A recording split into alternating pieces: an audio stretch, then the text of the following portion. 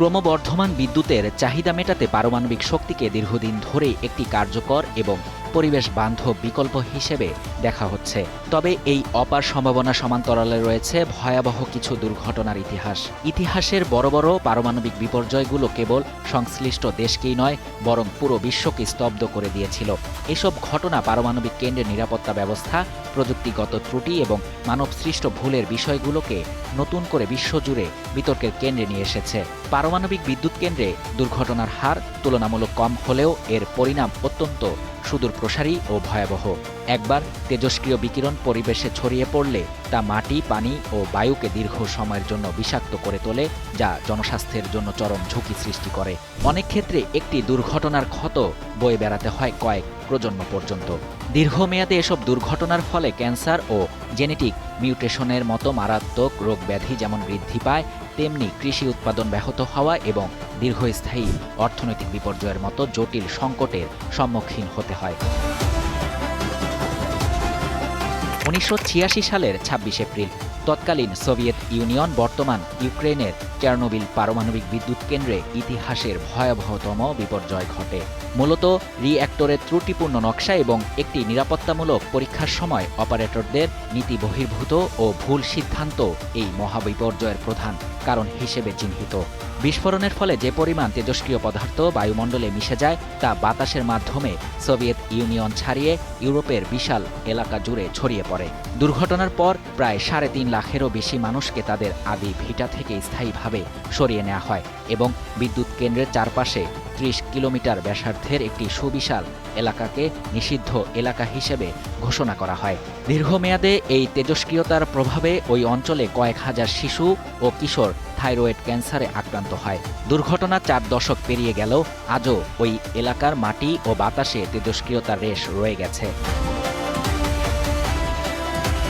2011 সালে ভয়ঙ্কর ভূমিকম্প ও সুনামির আঘাতে জাপানের ফুকুশিমা দাইচি বিদ্যুৎ কেন্দ্রের শীতলীকরণ ব্যবস্থা ভেঙে পড়লে বড় ধরনের বিপর্যয় ঘটে।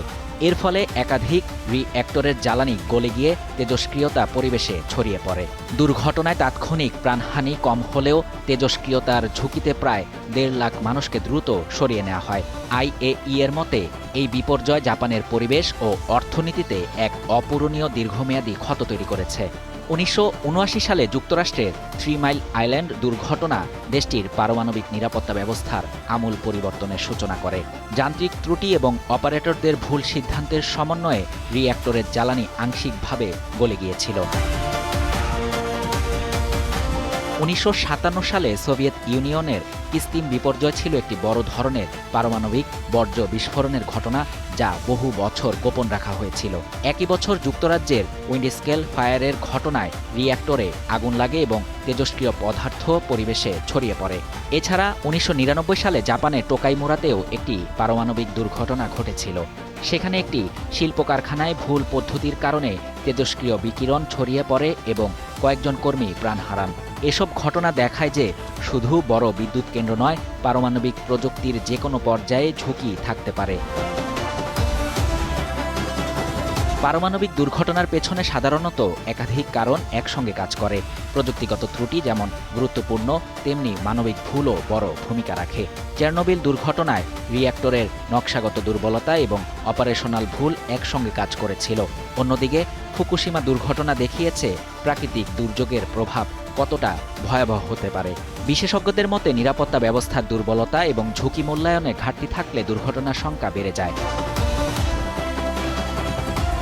অতীতের এই বিপর্যয়গুলো বিশ্বকে পারমাণবিক নিরাপত্তার বিষয়ে নতুন করে ভাবতে বাধ্য করেছে। বর্তমানে বিদ্যুৎ কেন্দ্রগুলোতে 3rd জেনারেশন প্লাস ও 4th জেনারেশনের মতো উন্নত প্রযুক্তি ব্যবহৃত হচ্ছে, যা স্বয়ংক্রিয় নিরাপত্তা ব্যবস্থা যে কোনো জরুরি পরিস্থিতিতে মানুষের হস্তক্ষেপ ছাড়াই বিপদ মোকাবিলায় সক্ষম।